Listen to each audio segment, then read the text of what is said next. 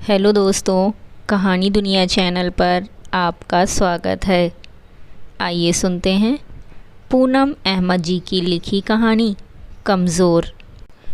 हम 10 महिलाओं की किटी पार्टी में, जिसमें 30 से लेकर 70 साल की सदस्याएं थीं, मैं महसूस कर रही थी कि सरिता आंटी कुछ उदास हैं। हाउ जी के समय भी अपना नंबर कटने पर उनका उत्साह हमेशा से कम ही लगा।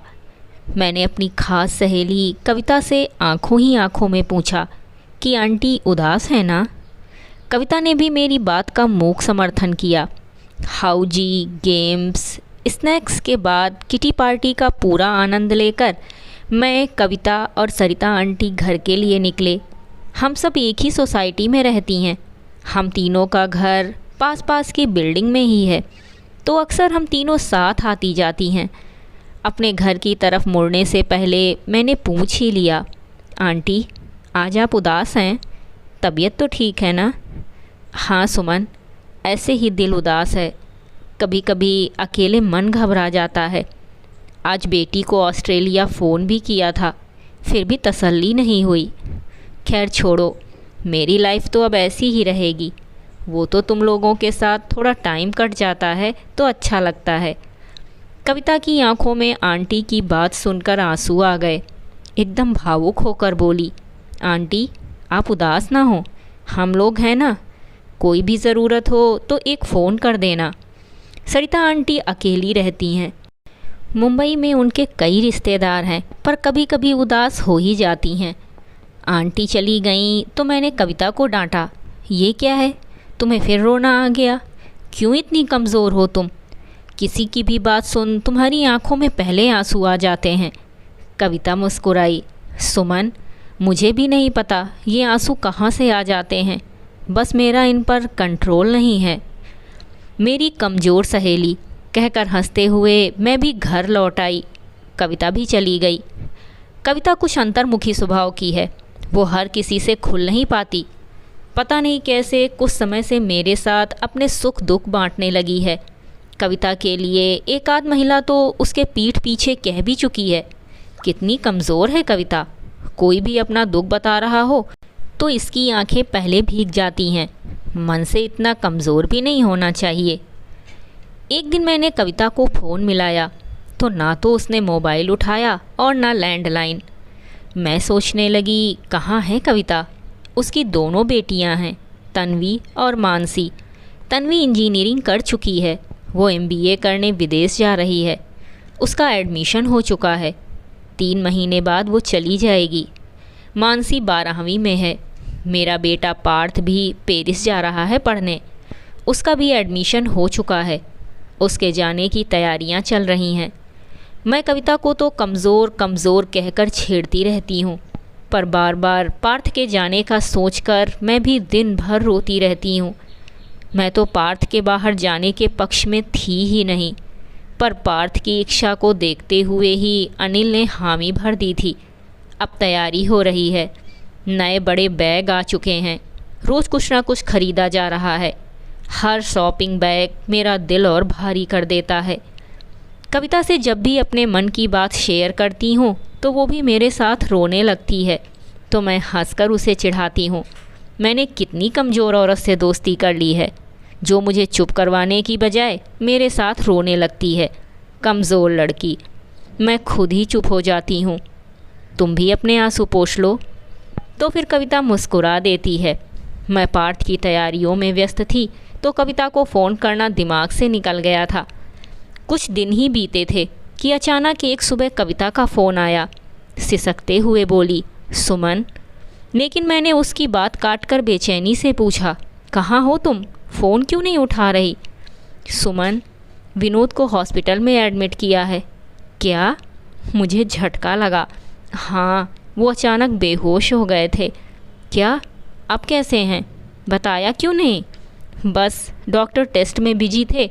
और हाँ, किसी को बताना मत, मेरी मम्मी भाई आ गए हैं। बस तुम्हें ही बता रही हूँ। ये तो मैं जानती ही हूँ कि वो अक्सर अपने सुख दुख अपने तक ही रखती है। पता नहीं कैसे उसने मुझे इस लायक समझा होगा कि अपना ये दुख मुझे बता दिया। मैंने पूछा, कौन से हॉस्पिटल में? उसने रोते हुए बताया, तुम परेशान ना होना, पार्थ के भी कई काम हैं तुम्हें। वो लगातार रोए जा रही थी। मैंने सोचा, जो भावनात्मक रूप से इतनी कमज़ोर है कि दूसरों के दुख दर्द में आंसू बहा देती है, वो इतने बड़े संकट में कैसी होगी, इसका अंदाज़ा लगा सकती थी मैं। अनिल के साथ मैं हॉस्पिटल पहुंची। विनोद की स्थिति चिंताजनक थी। रिपोर्ट की प्रतीक्षा थी। मैं जितनी देर वहां रुकी, कविता के आंसू नहीं रुके थे। रिपोर्ट आई तो पता चला कि विनोद को ब्रेन ट्यूमर है, जो पूरे सिर में फैल चुका है, जिस कारण अब ऑपरेशन भी असंभव था। डॉक्टरों ने टाइम भी बता दिया था। विनोद के पास सिर्फ 2 महीने थे। लास्ट स्टेज में ही पता चला था। ये एक बहुत बड़ा वज्रपात था। कविता को कैसे तसल्ली दूँ, कुछ समझ नहीं आ रहा था। शब्द ही नहीं थे। वो बिलख रही थी। सुमन, उन्हें तो कभी सिर दर्द भी नहीं हुआ। तुमने देखा था ना, कितने एक्टिव थे। अब क्या होगा? कविता का उजाड़ वीरान चेहरा देखा नहीं जा रहा था। कभी कभी एक पल में ही बदल जाती है दुनिया। मुंह से एक शब्द नहीं निकल रहा था। उसकी हालत देखकर मैं अवाक रह गई थी। कविता और विनोद घर लौट आए। कीमो और रेडिएशन के लिए हॉस्पिटल प्रतिदिन जाना था। डॉक्टर ने कह दिया था, ये भी करके देख लेते हैं, फ़ायदे की उम्मीद कम ही है। इस समय तन्वी ने जिस तरह घर और हॉस्पिटल संभाला, सब दंग रह गए। मेरे अनुसार तो तन्वी का विदेश जाना अब नामुमकिन ही था। विनोद का सपना था तन्वी को उच्च शिक्षा के लिए बाहर भेजना, पर अब ये बात तो सोची ही नहीं थी। तन्वी के साथ के बिना कविता अब कुछ भी नहीं थी। बेटी बड़ी हो जाए तो वो माँ जैसी ही हो जाती है। दुख भरे पलों में माँ की तरह ही तो तसल्ली देती हैं बेटियाँ। माँ के कहे बिना बेटियाँ ही तो समझ सकती हैं माँ का दर्द। तन्वी रात दिन माँ के साथ खड़ी थी। कभी रात 12 बजे स्कूटी से हॉस्पिटल जाती तो कभी सुबह 4 बजे घर पहुँचती। मैं तन्वी को कविता का इतना मजबूत सहारा बनते देख हैरान थी। विनोद बैंक, प्रॉपर्टी, सेविंग सब बातें कविता को समझा चुके थे। इतने सालों का साथ अब छूटता ही लग रहा था। विनोद कविता को हर तरह की परेशानी का सामना करने के लिए तैयार कर रहे थे और कविता रोती बिलखती हुई बिखरी जा रही थी। अचानक एक रात विनोद की तबीयत खराब हुई। उन्हें एडमिट किया गया, पर डॉक्टर उन्हें बचा नहीं सके और विनोद चले गए। ये कविता पर एक वज्रपात था, जिसका अंदेशा तो था ही, पर हकीकत कल्पना से ज़्यादा कष्टदायक थी। कविता को संभालना सबके बस के बाहर की बात लग रही थी। उनका शव जब घर लाया गया तो वहाँ खड़ी महिलाओं के साथ उपस्थित पुरुषों के भी आंसू कविता की हालत देखकर बह चले थे। अगले कई दिनों तक हम सब सहेलियाँ कविता के पास आती जाती रहीं। सब रस्में पूजा पाठ हो चुके थे।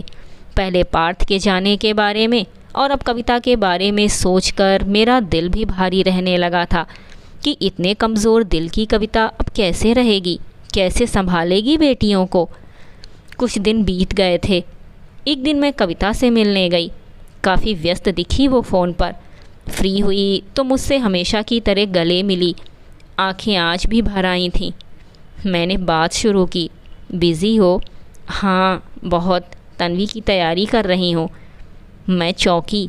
क्या? कौन सी तैयारी?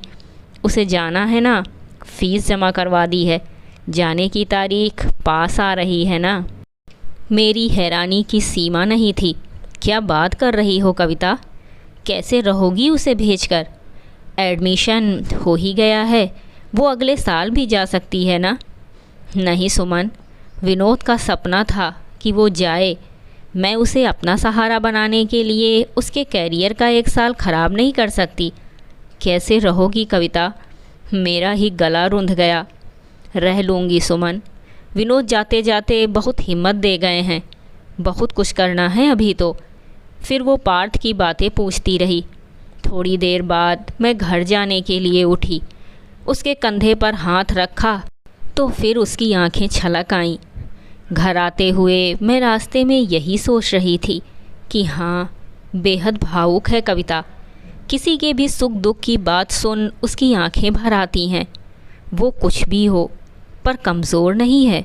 कहाँ कमज़ोर है वो वो तो बेटी का भविष्य बनाने के लिए विनोद के जाने के बाद अपने जीवन में आए अकेलेपन को और बढ़ा रही है। उसके पास तो एक कारण था तन्वी को ना भेजने का, पर नहीं, कितने दृढ़ संकल्प से उसने ये फैसला किया होगा, ये शब्दों में बयान नहीं कर सकती मैं। मुझे साफ साफ समझ आ रहा था कि अपने अंदर ही आंसू समेटने में बहादुरी नहीं है। आंसू तो दिल की भावनाओं के कोमल प्रतिबिंब हैं। आंसू कमज़ोर इंसान ही बहाता है, ये सोचना मूर्खता है।